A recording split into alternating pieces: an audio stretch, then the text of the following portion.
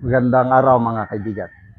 Update muna tayo sa ating fund drive for our brave 14 plus 3 Marines. As of now, meron nang naipon na 107,000 pesos sa ating GCash. At I hope Sunday ngayon may naka-open na bangko para maipadala. If not, bukas na lang ito maipadala. So, maraming salamat sa mga nagpadala nito.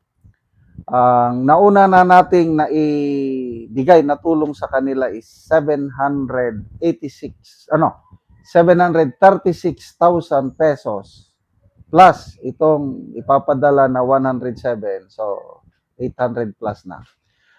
Yung mga gustong magpadala, pasensya, huwag muna dahil naubusan na ang limit ng ating mga GCash. Hindi na pwedeng matanggap. 2 GCash number yung ginagamit natin, kailangan sa dami ng nagpadala for this month, wala na, hindi na pwedeng tanggapin. Sa September na ulit pwedeng magpadala. Bigyan natin ng reaction ngayon itong post ng PGMN. Sabi dito, Justin Martin Romualdez finishes 70th out of 75 in new 2028 senatorial poll as per Tangery. So, ito na. Ito na yung sinasabi ni BP Sara na ang Gaba dili magsaba. Nalala nyo yan? Nung, I think as early as 2023, nung binabanatan na ni Romualdez, si BP Sara, after na tinawag siyang tambaluslos, wala na. All out war na si Romualdez laban kay BP Sara. Sabi ni BP Sara noon, ang Gaba dili magsaba. So lahat ginawa ni Romualdez kasi nga ang plano is siya ang papalit na presidente, kung hindi man siya magpresidente, prime minister. Ginawa ang lahat. Ano ngayon? Kahit sa senatorial survey, hindi man lang makakuha ng... So kung, I don't know kung among politicians in the Philippines, sino sa tingin nyo ang the most hated politician? Top 3, sabi nyo na lang. Isa na ito si Romualdez sa most hated politician in our country. Sino pa? Ang mga most hated politician. Makakabangon pa ba siya? Sa ngayon, I don't know. Parang wala na. The end. And now, the end is near. And so I face the final curtain. Martin, I say it clear. I'll state your case, of which I'm certain. You live a life that's full. You've troubled it in every highway, and now, much more than this, you did it your way.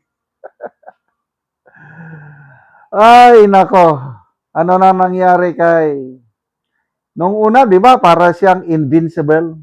Dahil kay Speaker, nagkaroon tayo ng tupad. Dahil kay Speaker, nagkaroon tayo.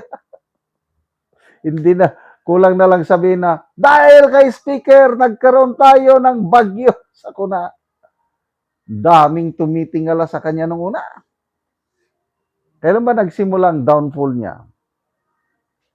Siguro, sa tingin ko lang nung biglang nagsalita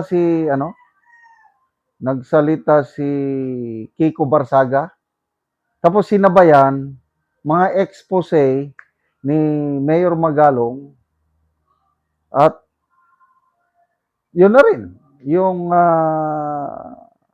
fact check ng kalikasan, fact check ng Panginoon kasi 2024 yung ipinagmayabang ng Pangulo 5,500 flood control projects. Dumating yung Bagyo Karina, mula noon tuloy-tuloy na. So, nabuking sila. Nabuking. Kaya nung pumutok na itong flood control scam, ayun, umalis na, pinaalis niya si Saldico. Ang galing din niya, no? Pinaalis niya Saldico. Si Saldico naman doon. Kailang, mautak din tong si Saldico. Nung mapansin niya na siya na ang gagawing punching bag para sa flood control scam, rumes back siya. Kaya, binanggit niya 100 billion pinasingit ng Pangulong Marcos Jr. Tapos yun na, mga maleta deliveries. Yung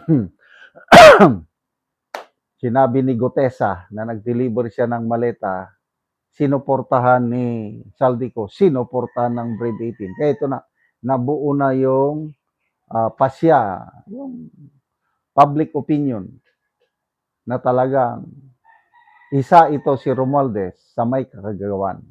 Kaya ang abangan natin ngayon is, totohanin ba ni Ombudsman Remulla? Totohanin ba ng kanyang pinsan? Nakakasuhan siya? Yan ang tanong ngayon. But definitely, yung kanyang political career is, yan na, the end is near. Hindi na yan makakaahon pa. Kahit ano pang gawin niya. So anong next election 2028? Baka matatalo na siya sa kanya. Sana may lalaban sa kanya na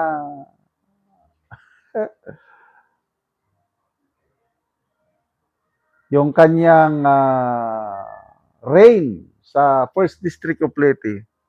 Sana may lalaban sa kanya para sana, excuse me, lalaban ulit si Manong Ted Filon. Manong ko ba o hindi? Mr. Ted Filon.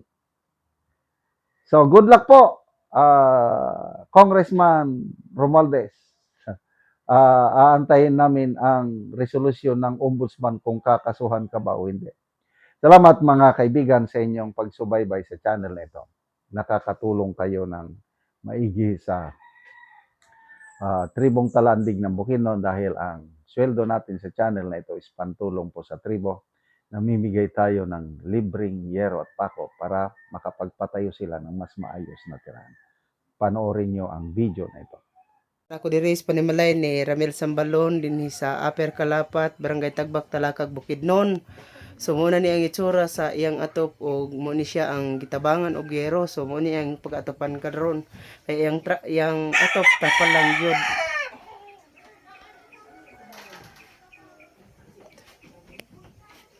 So muna ni ang kadako sa mga buslot og nangagisi na gyud ang iyang atop nga trapal lang. Og mo na ni ang gitabang ngayero nga napulo ka buok nga digis kataas.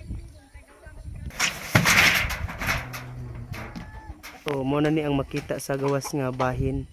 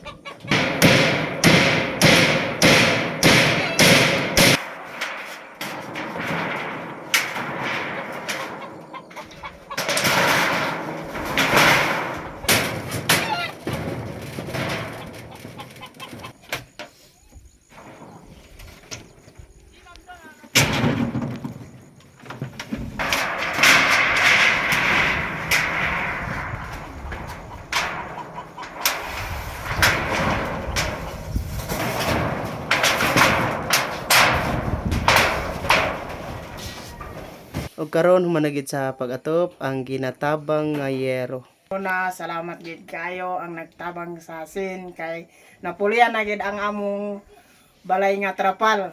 Nailis na rin kay napulo na good ni kabulan. Napulo na to kabulan imong trapal. O napulo na wa pa nailis di. Nagpasalamat gid ko sa Ginoo karon nga natagan ko hero. Salamat gid og dako kay napanalanginan mi nga natagan mi karon. Salamat Gid sa Ginoo. Salamat. Adlaw nga natagan gid mi sin. Salamat kaayo.